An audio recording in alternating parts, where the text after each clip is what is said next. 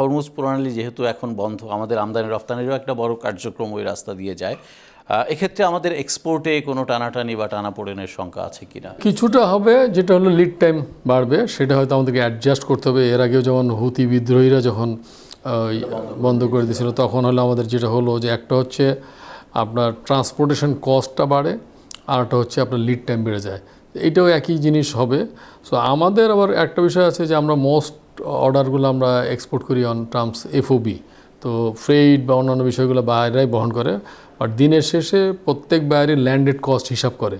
তো এইটা অবশ্য সবাই এফেক্টেড হবে, শুধু বাংলাদেশ না, বাংলাদেশ আপনার ইন্ডিয়া, পাকিস্তান, চায়না সবাই এফেক্টেড হবে।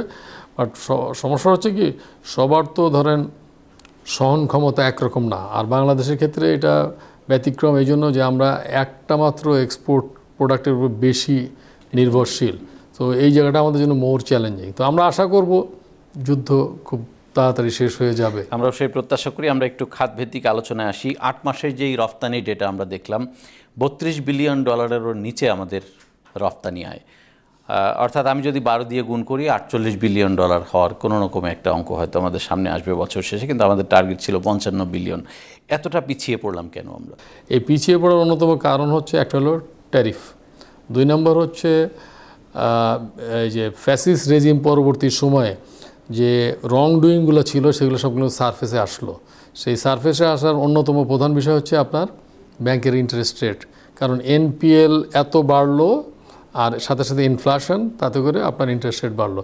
তো এই সব কারণে হচ্ছে কি অনেকগুলা ফ্যাক্টরি কিন্তু বসে গেল। তারপর রাজনৈতিক কারণে অনেক ফ্যাক্টরি, আপনার চলমান ফ্যাক্টরি কাজ করতে পারে নাই, বন্ধ হয়ে গেছে। তো এইগুলা মিলে একটা ইম্প্যাক্ট আছে। আর ট্যারিফের কারণে হয়েছে কি আপনার, আমরা ট্যারিফের একটা মোটামুটি সহনীয় জায়গায় ছিলাম, কিন্তু আমাদের যারা মূল প্রতিদ্বন্দ্বী ভারত এবং চায়না, ওইখানে হলো ওরা অ্যাগ্রেসিভ প্রাইস দেওয়া শুরু করলো টু ইউরোপ। তো ইউরোপের অর্ডার কিছু শিফট করলো।